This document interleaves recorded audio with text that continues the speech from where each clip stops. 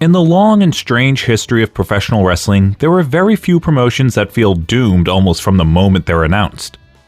Not because they didn't have talent or money, but because the timing and circumstances just weren't right. This is the story of a company started by a third-generation promoter. A promotion that technically existed for years, produced television, crowned champions, ran tours across multiple countries, and finally fell apart. This is the story of Jeff Jarrett's second attempt at building a national wrestling company.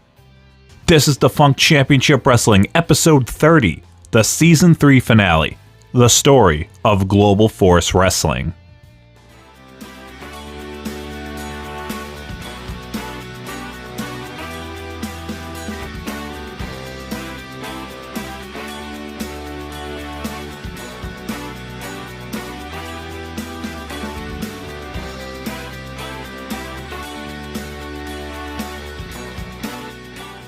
The story of Global Force Wrestling starts with a relationship that was already beyond repair at the time. By late 2013, Jeff Jarrett's relationship with Dixie Carter and TNA Wrestling was pretty much over. Dixie and Jeff's business relationship had really fractured over the years due to several of Jeff's personal issues affecting TNA business, and Dixie's almost comical mismanagement of the company. Around this time, Jarrett and country music megastar Toby Keith attempted to purchase Panda Energy's controlling interest in TNA, roughly 72% of the company. Bob Carter, Panda Energy's big boss and Dixie's dad, was actually open to working with Toby Keith as a partner. What he didn't want was Jeff Jarrett. That was the deal breaker. Without Jarrett involved, Toby Keith declined, and the entire purchase fell apart. From Jarrett's perspective, it seems like the reason the deal never happened had nothing to do with Bob Carter wanting Dixie on TV still. With no deal in place, Jarrett submitted his resignation in December 2013, effective for January 2014. He would keep his 29% ownership stake, but creatively and operationally, he was out. So Jeff Jarrett did what Jeff Jarrett does. He decided to start another wrestling promotion. In April 2014, Jeff and Karen Jarrett officially announced the launch of Global Force Wrestling. This time, Jarrett wasn't just promising another alternative to WWE. He was promising something bigger. A global wrestling cooperative. A kind of wrestling alliance even.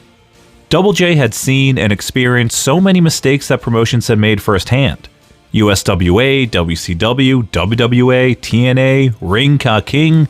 I'm sure he's learned enough to make some smart moves and make this thing work. They partnered with David Broom, the creator of The Biggest Loser, through his company 25/7 Productions. Broom wasn't a wrestling guy. He was, however, a prolific producer and showrunner overseeing live television events, docuseries, award shows, and music specials. He was someone with experience creating content networks actually wanted, and on paper this looked like a smart idea.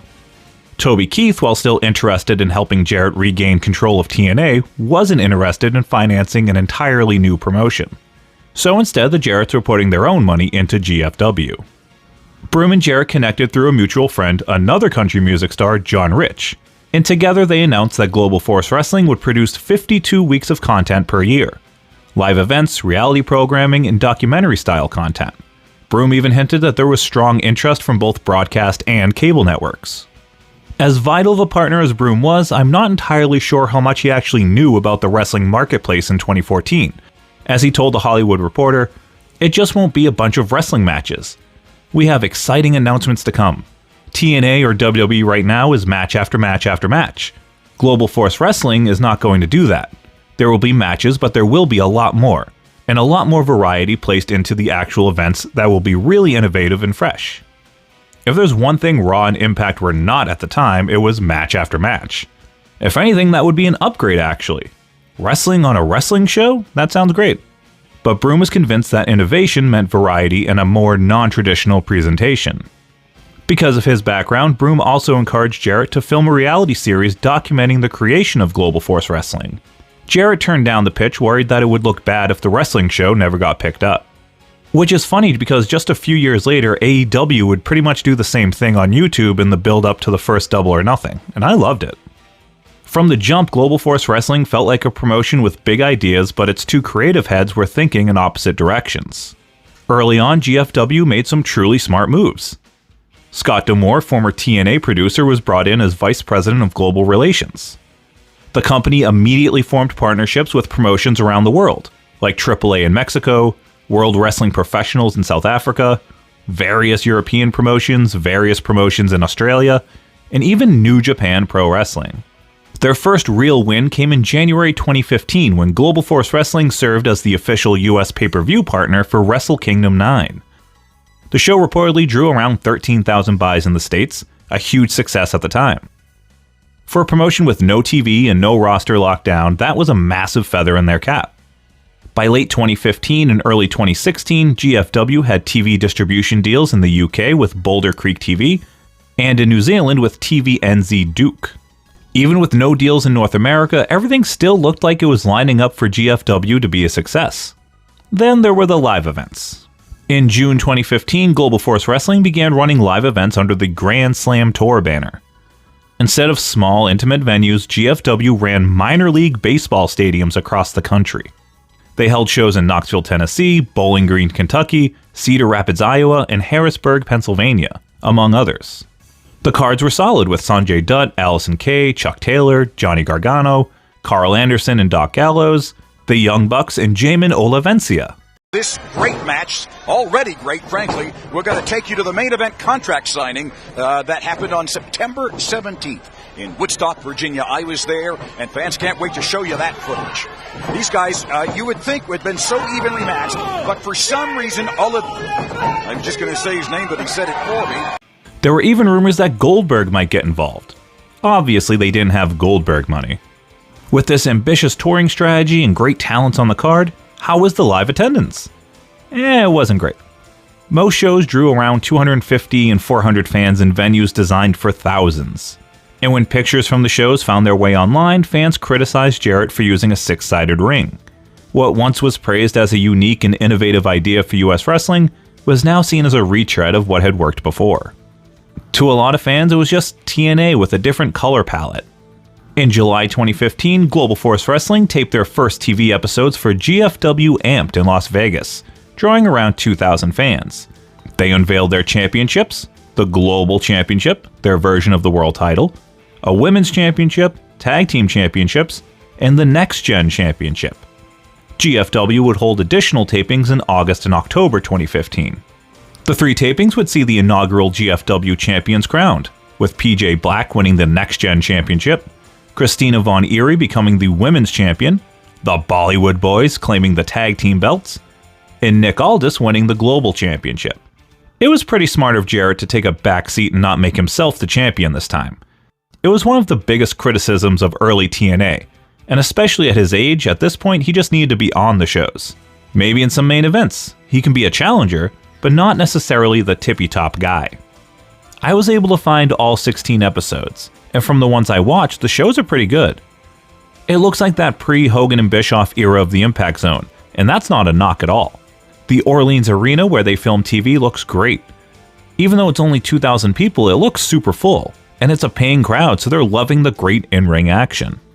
That's point number 2 here. The in-ring action is very, very, very, very good. I don't think I saw a single match that I would categorize as bad. And the New Japan deal saw GFW able to bring in Kushida and Sonata, which gave the shows that global feel. There's the typical personality profiles that a new company likes to do, but unlike other ones I've seen, the GFW profiles really make the wrestlers feel like real people. It's that reality influence that they talked about at the start. They really humanize these larger-than-life characters. It's excellently done. And Jarrett still got to use My World for his theme. All good things. Well, you hear the music. Here he is, the CEO, the co-founder of GFW, Jeff Jarrett. GFW also had an apparent partnership with the film The Masked Saint. The writer and star Brett Grandstaff appeared on an episode to promote the film and to pay homage to Roddy Piper, who also starred in the movie. And what's a good cross-promotion without the titular Masked Saint having a match? I haven't been able to figure out who it is, though. In the summer of 2015, Jeff and Karen Jarrett returned to TNA. Jarrett won the King of the Mountain title at Slammiversary, fitting, which led to a brief invasion storyline that culminated in September with a lethal lockdown match of Team GFW versus Team TNA. If Global Force won, Jarrett would gain kayfabe control of TNA. Obviously, the Invaders lost to the home team. By this point, Jarrett was openly questioning whether traditional TV was even worth pursuing anymore, suggesting streaming might be the best option for them. Forging ahead in October 2015, GFW would hold 2 shows in England, featuring UK-based talents like Damo, Rampage Brown, Tony Storm, and Tyler Bate. By 2016, Global Force quietly pivoted. Instead of running their own shows, they began partnering with local promotions, like MCW in Maryland, TNT in Tennessee, WrestlePro in New Jersey, and PCW in the UK. These joint shows seemed like they would work better. There was less risk on Jarrett and GFW. They helped spotlight talent like Leo Rush, Chelsea Green, Anthony Bowens, and a return to the UK featured names like Pete Dunne, Bad Bones, and Will Ospreay. With GFW clinging to life, they needed something big to make some money to keep it afloat. Maybe an investor, or a pay-per-view of some kind. They wouldn't do either of those. In fact, their next move was actually a little weird. In the spring of 2016, Jarrett and Global Force launched a new endeavor, selling gold. In what can only be described as a 3-sided shape opportunity, Double J wanted you, yes you, to join his team in selling Carrot Bars. Carrot Bars was a German company that wanted you to give them money for little gold cards. But don't worry, you make money getting your friends to send money to buy Carrot Bars, and continue getting money when they convince their friends to send money to buy Carrot Bars. And of course, Jarrett gets a percentage as the top of the pyramid, opportunity triangle. When he left TNA, we all said hooray. We all hoped and prayed that his new Fed would stay. But his brand new plan is just a big old scam. Jeff's busted.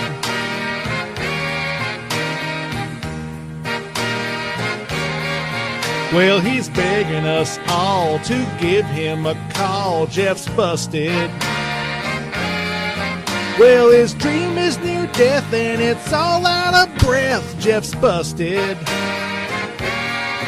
Well, he's shilling gold bricks, treats us all like dumb hicks. He hopes we won't see that it's nothing but sleaze. I guess Mike Graham was right, he just didn't draw a dime. Jeff's busted. The move was a red flag to fans right away. It was confirmation that things were not going well at all for GFW. And the optics of the whole thing got a lot worse as fans and journalists started digging deeper and discovering that Carrot Bars had been deemed a Ponzi scheme by MLM watchdogs. There's also been warnings from governments about investing with them. Oh, and Carrot Bars recently had a crypto scheme that collapsed. Because of course they did. All the videos related to Global Force Gold have apparently been scrubbed from the internet. In October 2016, Global Force ran shows in Canada with nothing of note happening. In November 2016, Cody Rhodes defeated Sanjay Dutt for the Next Gen Championship at WrestleCade. I'm sure you've seen the picture, but what is interesting is what didn't happen afterward. Cody never appeared for GFW after winning the belt. He defended it a bunch, like in WCPW, but not on GFW shows. I wonder if his asking price was too high for Double J, so they just put one of their belts on him hoping it would create some buzz without having to actually book and pay him? Cody was a pretty hot commodity at the time. In December 2016, Global Force Wrestling and Impact Wrestling signed an NDA to begin the process to merge the two companies. By January 2017, Jarrett sold his remaining Impact shares to Anthem, Anthem purchased GFW and its 16 hours of Amped footage, and Jarrett was hired as the Chief Creative Officer. In March 2017, GFW ran its final pre-merger event, a joint show with TNT in Tennessee, drawing just over 1,000 fans. On April 20th, 2017, the merger became official on Impact TV. Over the next several episodes, the Global Force champions made title defenses on Impact TV, but their very next match, the titles would end up around the waists of Impact Wrestling talents. The Women's Championship went from Christina Von Eerie to Sienna, the former Allison Kay. The tag titles had been vacated by the Bollywood Boys and were claimed by LAX, Santana and Ortiz. And finally, Alberto El Patron defeated Nick Aldis for the global title. And the poor Next Gen title disappeared with Cody. By June 2017, the merger was officially announced as completed, with Anthem Sports purchasing Global Force, and Jarrett rejoining as a member of the Board of Managers, equity owner, and Chief Creative Officer. It's also announced that the company would rebrand to be known as Global Force Wrestling, with its TV show now titled GFW Impact. The show would take on the trademark green ropes of GFW, with blue and silver Impact logos all over the place as well. Kind of an identity crisis here. At Slammiversary in July, all the Global Force and Impact titles were unified, with all the GFW champions defeating the Impact champions. But as a reminder, these were all Impact talents, so ultimately GFW ended up the biggest losers. In August 2017, the GFW Amped footage finally aired as an Impact Wrestling one-night-only pay-per-view, 2 years after it was filmed. The pay-per-view featured names like Bobby Roode, who was by this point on NXT, and Mickie James, who had returned to the WWE already.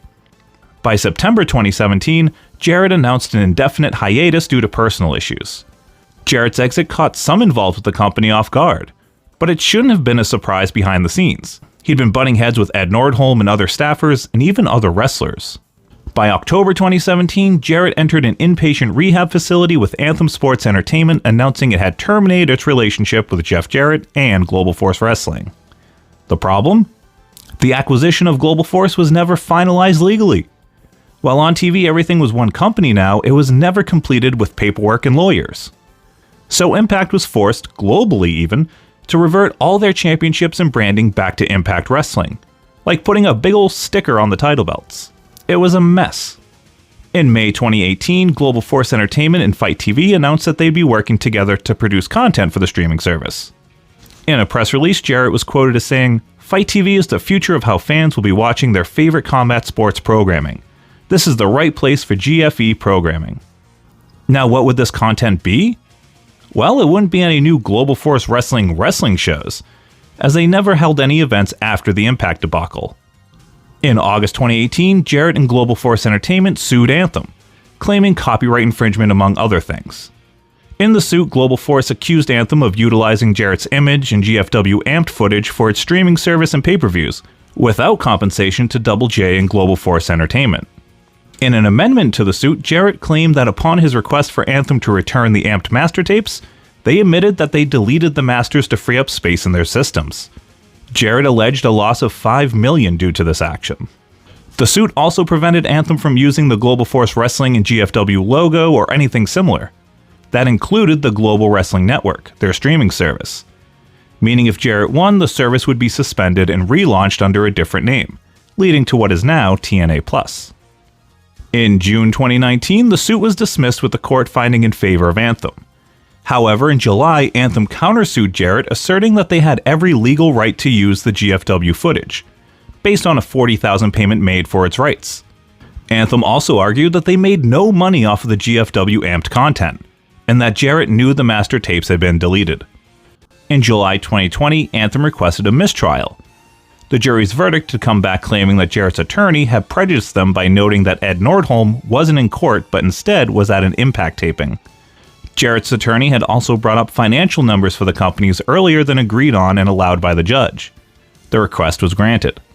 Finally, in October 2020, the judge overseeing the case denied Jarrett's request for a retrial, citing the fact that criminal cases take precedent and the impact of COVID-19 had made the ability to schedule jury trials difficult. Even with all the litigation, Jarrett was optimistic that Global Force would return. And in a weird way, it did. Global Force Entertainment co-promoted the 2018 StarCast events Labor Day weekend and the NWA's 70th anniversary show in October 2018, which featured many former GFW talents, including the main event, Nick Aldis and Cody Rhodes battling for the 10 pounds of gold. The NWA show would air on Fight TV under the GFE Fight Agreement. In January 2019, Jeff Jarrett returned to the WWE in that year's Royal Rumble, and later joined the company in a producer role, putting the final nail in the GFW coffin. According to Jarrett, the physical global tag team and women's championships are in the possession of Anthem Sports, but Double J has the next-gen belt. In December 2023, Global Force Wrestling made a one-night return in conjunction with Pro Wrestling Entertainment for a private event as part of the Trans-Perfect Music City Bowl in Nashville. The Global Force Wrestling trademark is still active, so maybe it'll come back from the dead. But for now, we'll just have to enjoy Jeff Jarrett being the most yoked pre-show panelist in pro wrestling. And that's the story of GFW. Global Force Wrestling didn't make a big splash. It wasn't able to overtake Impact as the top alternative to WWE. It came along a couple years before networks were willing to take a chance on non-WWE wrestling again. With that said, GFW did help New Japan's exposure in the US, which only grew with Jericho vs. Kenny Omega at Wrestle Kingdom 12 in 2018. And that match was one of the steps to getting to AEW, a promotion that has had some great success partnering with tons of promotions across the globe, just like GFW tried to do. GFW was kind of started out of spite, I'd say. It wasn't exactly a wrestling boom period where fans were clamoring for more. Some were definitely clamoring for a different alternative, but another Jarrett promotion wasn't it. So while we won't remember Global Force for anything groundbreaking, we will remember it as another ambitious, confusing, and fascinating chapter in Jeff Jarrett's never-ending wrestling journey. Tell me your thoughts about Global Force Wrestling in the comments. As always, feel free to suggest any other promotions for future DCW episodes. Speaking of which, since this is the Season 3 finale, here's a preview of next season.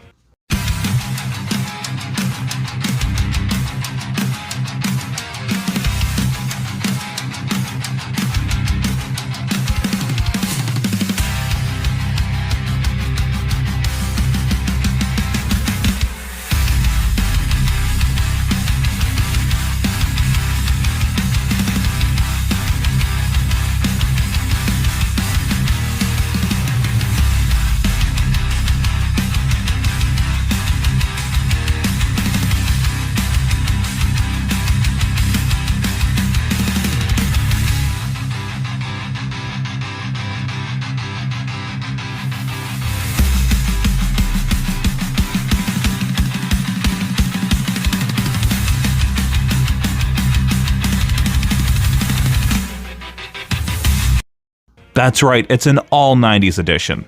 And we're going to take a look at some promotions that help pave the way for Extreme Championship Wrestling. If you'd like to support the channel, you can do so by subscribing or tracking me down on social media, either here or here. I'm Scott from WrestleSpective. Watch wrestling, love wrestling. Thanks for watching.